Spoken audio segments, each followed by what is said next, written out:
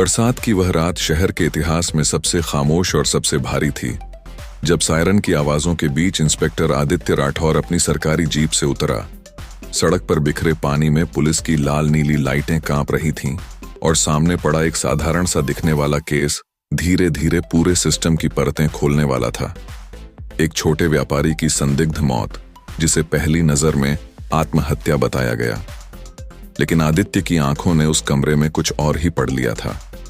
टूटी हुई घड़ी, दीवार पर पड़े जूतों के निशान और मेज पर रखा एक अधूरा पत्र जो डर की स्याही से लिखा गया था। आदित्य जानता था कि यह सिर्फ एक मौत नहीं बल्कि एक सुनियोजित अपराध है। जांच आगे बढ़ी तो पता चला कि मृतक ने कुछ दिन पहले थाने में शिकायत दर्ज कराने की कोशिश की थी, लेकिन फाइल रहस्यमय तरीके से गायब कर दी गई। यहीं से कहानी ने मोड़ लिया, क्योंकि अपराधी बाहर नहीं बल्कि वर्दी के भीतर छिपा था।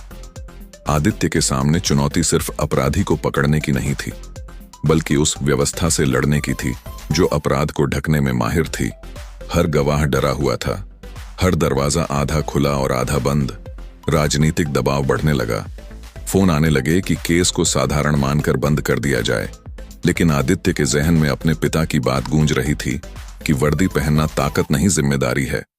जांच के दौरान उसे पता चला कि व्यापारी ने एक अवैध वसूली रैकेट का पर्दाफाश करने की कोशिश की थी, जिसमें कुछ पुलिसकर्मी और बड़े लोग शामिल थे।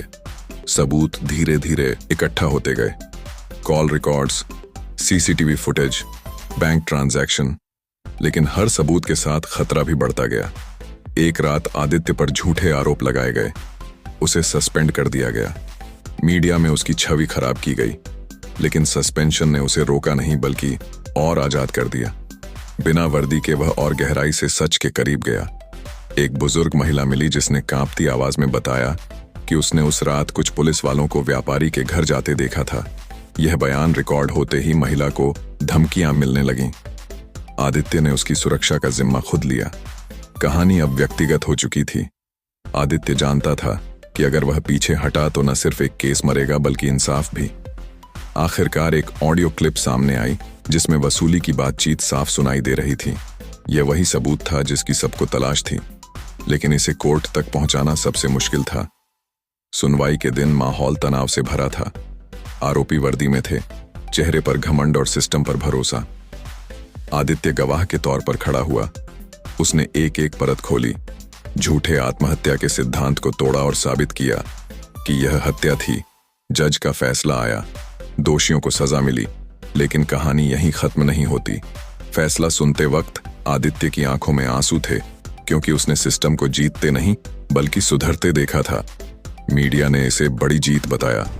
लोग बोले एक ईमानदार अफसर ने मिसाल कायम की, लेकिन आदित्य जानता था कि असली जीत तब होगी जब हर पुलिस वाला डर के बजाय कर्तव्य चुनेगा। केस बंद हुआ, फाइल अलमारी में गई, शहर फिर से अपनी रफ्तार में लौट आया। पर उस बरसात की रात ने एक बात हमेशा के लिए बदल दी थी। अब यह सिर्फ एक क्राइम स्टोरी नहीं बल्कि चेतावनी थी कि अगर सच के साथ कोई एक भी खड़ा हो जाए तो सबसे गहरा अपराध भी उजाले में आ सकता है।